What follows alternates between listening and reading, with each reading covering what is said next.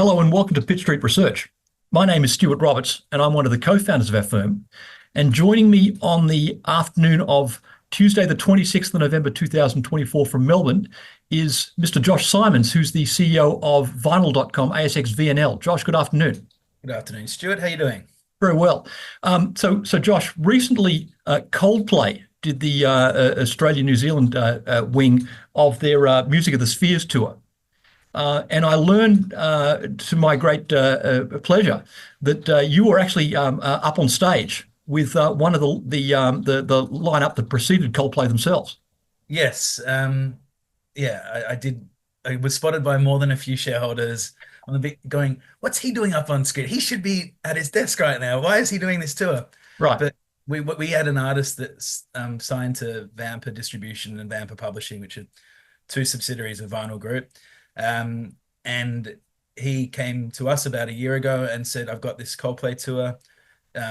I need to make some music and I need some support on marketing and distribution and all the bits and pieces that go into a release." And he said, "Do you want to be partners in that?" I said, "Absolutely." And so initially it started off with just getting his music out there and releasing some tracks at the top of the year. And we did some stuff with the Australian Open. All great promotion for our companies and him. And then as we got closer to the tour, he said, "I need a guitarist for one of the songs. Can you come out and play?" And I said, "Yeah, of course." My daughter was very envious when I told her about that. Oh, yes. Now, that brings us back to how you're creating value for the shareholders of vinyl.com that you're building. You mentioned Vamper before. So Vamper is LinkedIn for creatives, is the way we like to describe it. Yeah. Emmanuel Kelly, it turns out, is one of many artists who were signed up on LinkedIn for creatives. And that was a creation of yours when you were living in Southern California before you moved back to Australia. Yeah. Emmanuel is one of 1.5-ish million people that use it. Um, but yeah, I mean, the reality is it's part of a broader ecosystem that we're trying to build with everything we do, which is sort of, yeah, in 2024 in a post-COVID era, what kind of, what should a large music company even look like? What kind of value should it be providing? And the way I see everything that we do is that it's just all about connection and connecting the dots between creators and consumers, because those Right. are the two sort of extremes. If you think about the world of music, you've got consumers on one end and then you've got people making it on the other, and then there's a whole lot of roles in between. And so every single thing that we do, every one of our products and services should be going some way to connecting the dots between those two stakeholders. And that's if Vamper plays its important role there, particularly for early stage musicians. Vinyl.com, which was the exclusive distributor of Emmanuel's vinyl record, his new EP, that plays a role for people who are fortunate enough to, make a finished product, have the budget to press a vinyl, and then it's just a great, e-com retail platform for them. And then, of course, we have our media brands as well. And that's another way that musicians can connect with fans through a more traditional medium that we've found to be very profitable. Right. And that's what's impressed me is you've built out the original Vamper into a broad scale suite of products, which, as you say, connect up the consumers with the producers of the product. And you've got ambitions not to stay as small as you are. You're capped on ASX at about 120 million now. If Josh Simons and his colleagues execute well, you're going to be capitalized well north of that, given the market potential of those various platforms. I think so. We've 5 or 6x'd, I think, our market cap in the last year. I'd like to think that we can keep that momentum up, but yeah, we've got big ambitions. Right. So let's for instance consider vinyl.com. I used to think it was just people like me who liked Miles Davis with the crackly sound of vinyl in the background. Turns out that the appreciation of vinyl, the material for old-fashioned records, is going up the S curve now in a serious way. And you're positioned with the hottest property in that space. Yeah, we've got the best domain. There's no doubt about that. And we've been able to establish a brand in a pretty short amount of time, all things said and done, that has, I think, good consumer trust, and it's building extremely fast.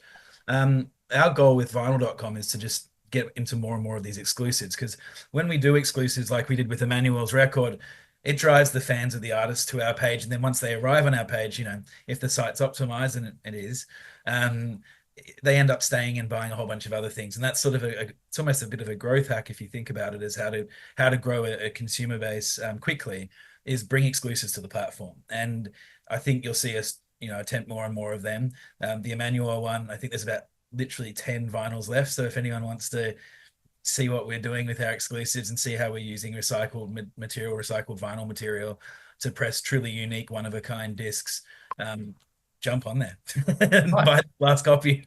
Right.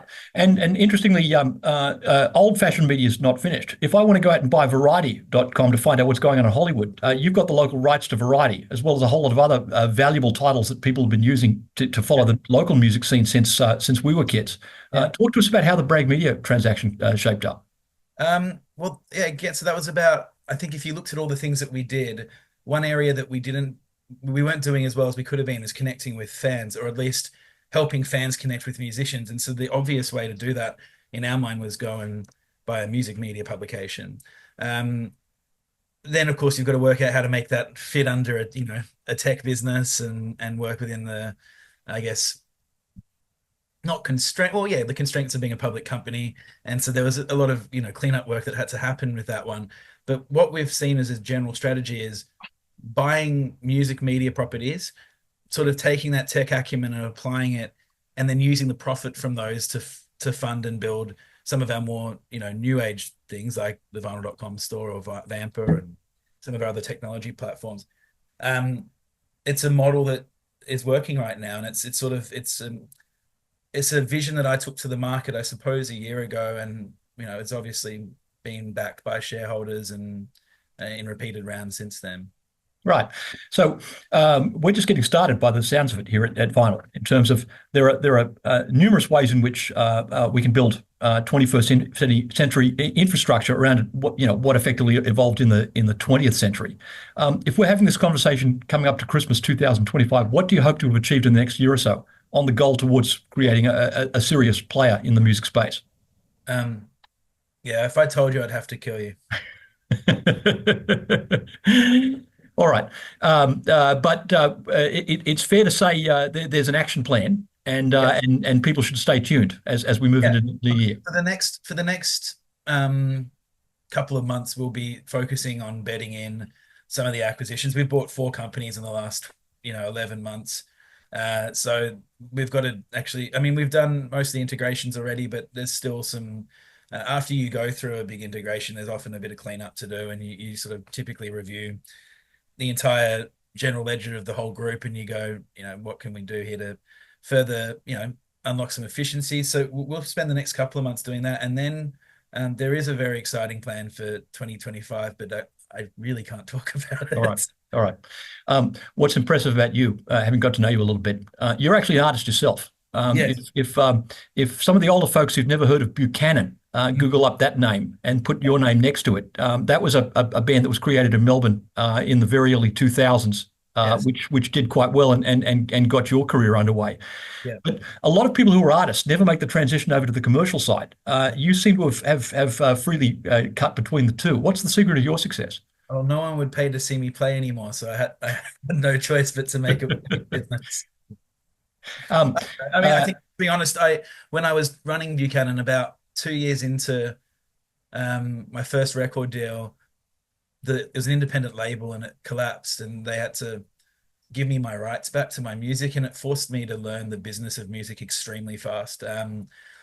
I was dealing with overrides and publishers in different territories and distribution deals all over the world that all needed to be sort of brought back together. And I didn't really have any support team because the independent label I was working with had collapsed, although I'm still very good friends with the guy who ran it.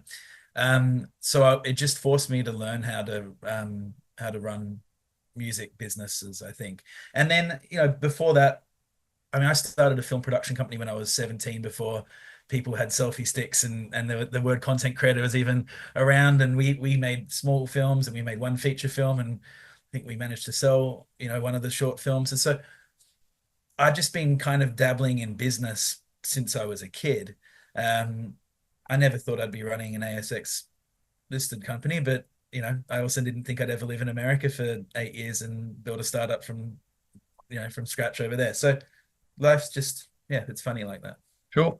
So we've got three very differentiated businesses in terms of the value offering that's on the boil, and we're gradually moving this company towards profitability. Of all the ventures that you have in the tray now, what's the one that you're most excited about in terms of its growth potential? I'd say we're rapidly moving towards profitability, number one. But number two, vinyl.com, in terms of its growth potential, is probably the thing I get most excited about. We're in the holiday season right now, in the thick of it, and the sales are crazy. And the same thing happened last year, and we set really ambitious targets. And I remember when we first set the targets last year, there were some people in the team thought it was too ambitious, and we don't communicate these targets publicly, obviously, but internally we really strive to hit them.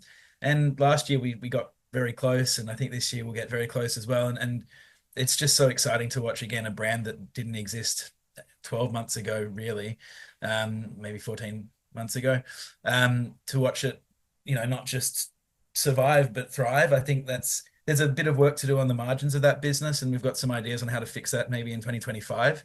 And we're sort of working on a few of them now. But I think just as a general business that's just getting, sort of organic growth, it's really fun to be part of that side of the thing. Right. Well, Josh Simons, well done on what you've achieved with vinyl.com to date. We're very happy shareholders here at Pitt Street Research and holding on for the ride into what potentially could be a much larger company than what you've got now. Diamond hands, baby, diamond hands. And thanks for joining Pitt Street Research. Thank you.